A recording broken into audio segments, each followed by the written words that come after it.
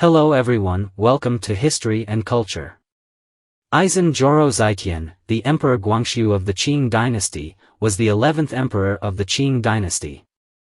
Born on August 14, 1871, he ascended to the throne on February 25, 1875. His reign name, Guangxu, was also the second-to-last reign name of the Qing dynasty.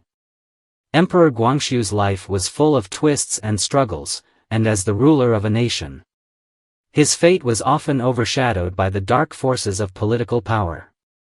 Emperor Guangxu was not only heavily constrained during his lifetime, but even after his death, he was denied a proper burial. In fact, after his passing, there was no suitable place to bury him. A tragedy that continues to provoke reflection today. In stark contrast to Emperor Guangxu's fate was that of Empress Dowager Cixi. She made early preparations for her own funeral, spending vast sums to construct a grand tomb and holding a lavish, extravagant ceremony that was one of the most magnificent of its time. Although Guangxu's younger brother, Zai Feng, later became the regent and decided to build his tomb in Depingjiu, Yixian, Hebei, tragically, the tomb was unfinished when the Xinhai Revolution broke out, leading to the fall of the Qing dynasty. It was only after the last emperor of the Qing dynasty abdicated that the Republic of China government continued to build Emperor Guangxu's tomb in accordance with the Qing court favorable treatment regulations. Ultimately, Guangxu was buried 6 years after his death. However, the cause of his death remains a mystery, still unsolved to this day. According to historical records, in 1938, a group of tomb robbers broke into the Qianlong, Emperor Guangxu's tomb, forcibly opened his coffin, and stole all the burial items. After the robbers left, the tomb's doors remained wide open. It wasn't until 1980 that archaeologists conducted a salvage excavation of the tomb. The strong stench of decay nearly caused the experts to faint, with some even vomiting on the spot. The sight of the dilapidated tomb room filled everyone with sorrow and regret. The tomb robbers not only looted the burial items but also cruelly broke Guangxu's legs. Seeing that the tomb had been completely looted, the archaeologists were deeply depressed. At this point, someone suggested they examine the emperor's body. When they uncovered it, they were astonished to find that Guangxu's hands were tightly clenched into fists, as if he were still holding onto something even after death. This intrigued the archaeologists, and they speculated about what Emperor Guangxu might have been clutching. Eventually, when they carefully pried open his hands, they were astonished to find 2 incredibly precious treasures hidden inside, a pair of connected jade pendants and a piece of Zetian white jade. These items were exquisitely crafted, worthy of being national treasures. The archaeologists, who had previously felt disappointed, were suddenly filled with excitement and joy upon this discovery.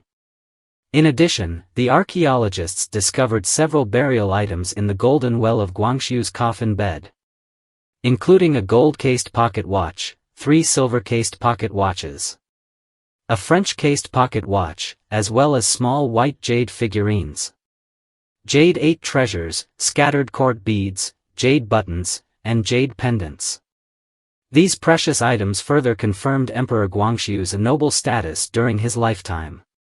The archaeologists also conducted detailed studies of Emperor Guangxu's hair and bones.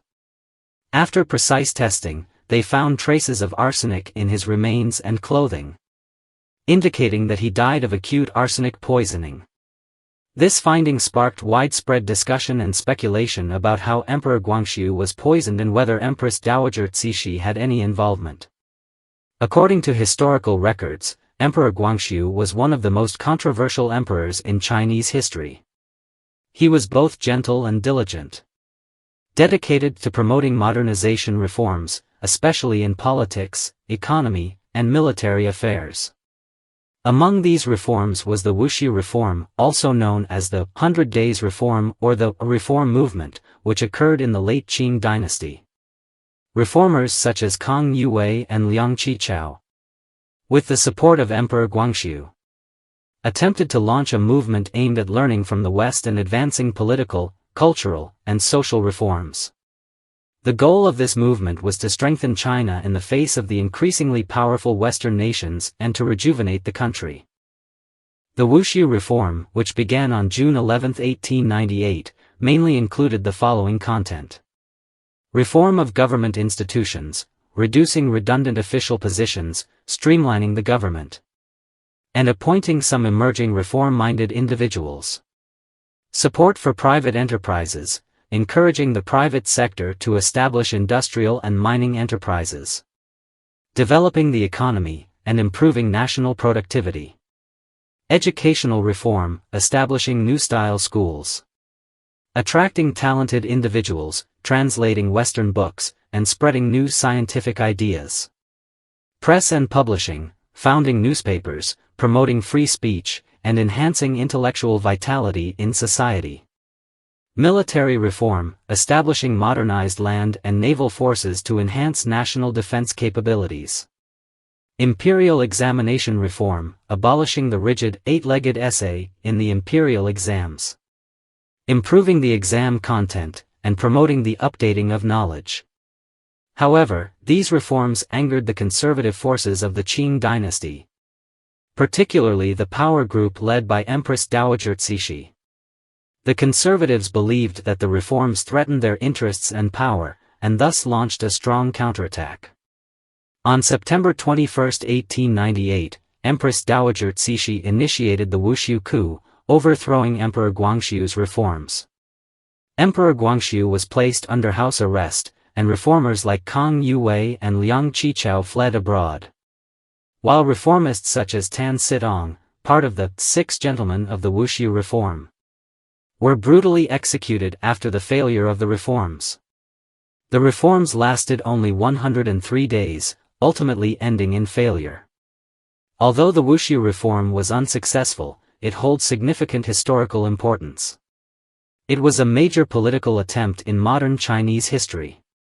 It promoted the liberation of thought, facilitated cultural development, and had a profound impact on China's modernization process. Through the Wushu Reform, more people began to realize that the country needed change. Reform and innovation became the call of the era, laying the intellectual foundation for later transformations. It is worth mentioning the story of Empress Zhenfei's tragic death in the well. The tragedy of Zhenfei became a painful and complex chapter in the history of the Qing dynasty's imperial court. The cause of her death and the power struggles behind it continue to spark extensive discussions among historians and the public to this day. Zhenfei, born as the Manchu noblewoman Tatara, was only 25 years old when she tragically died in a well. Her image in history is highly controversial. On one hand, she is remembered as a beautiful young concubine, once one of the Emperor Guangxu's most favored women. On the other hand, her death became even more complicated due to her involvement in the power struggle with Empress Dowager Cixi. Mainstream historians generally believe that Zhenfei's death was closely related to her support for Emperor Guangxu's reforms, particularly the 100 Days Reform. This reform sought to change the political landscape of the Qing dynasty and directly challenged Cixi's authority. Empress Dowager Cixi, who strongly opposed the reform and saw Guangxu's affection for Zhenfei as a threat, felt that her position was at risk. As a result, she ordered Zhenfei's death. However, some scholars argue that Zhenfei's death was not solely due to her support of Guangxu's reform. Zhenfei's actions in the palace often caused controversy, including her repeated violations of court taboos and her strained relations with others in the palace, especially the Empress. Additionally, her close relationship with Emperor Guangxu was also seen as a significant factor in her discord with Empress Dowager Cixi. It is said that Zhenfei's death occurred in July 1900, during the Boxer Rebellion, when the Eight-Nation Alliance was attacking Beijing. At that time, Empress Dowager Cixi decided to flee the capital with Emperor Guangxu and other members of the royal family. Faced with external pressure and internal power struggles, Cixi had Zhenfei taken out of confinement and ordered that she be pushed into a well outside the palace. Despite her desperate resistance, Zhenfei was eventually forced into the well by the eunuch Cui Yugui and the palace maid Wang Dehuan. Her death was immediately covered up. Later, Empress Dowager Cixi arranged a funeral for Zhenfei, attempting to portray her as a loyal and virtuous figure, posthumously granting her the title Zhen Guifei, Empress Zhen. However, Zhenfei's death was not entirely forgotten. As time passed, the truth gradually came to light. After the deaths of Emperor Guangxu and Empress Dowager Cixi, Emperor Fui ascended the throne, and Empress Longyu continued to hold power. It was eventually confirmed that Zhenfei did not commit suicide but was instead pushed into the well to drown. Zhenfei's posthumous title went through several stages, and eventually, during the Republic of China period, her sister, consort Jinfei, had her remains relocated and established a memorial hall to honor her loyalty and deep affection for Emperor Guangxu. According to some historians, Emperor Guangxu was a bright spot in the political landscape of the late Qing dynasty. He was like a brief, dazzling flash of lightning in that era, lighting up the sky of China. However, this lightning was destined to be short-lived and tragic.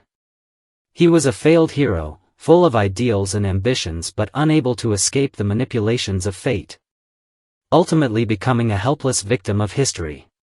This is the History and Culture channel. Liking and subscribing are the greatest help and support to us. Thank you everyone and see you in the next time.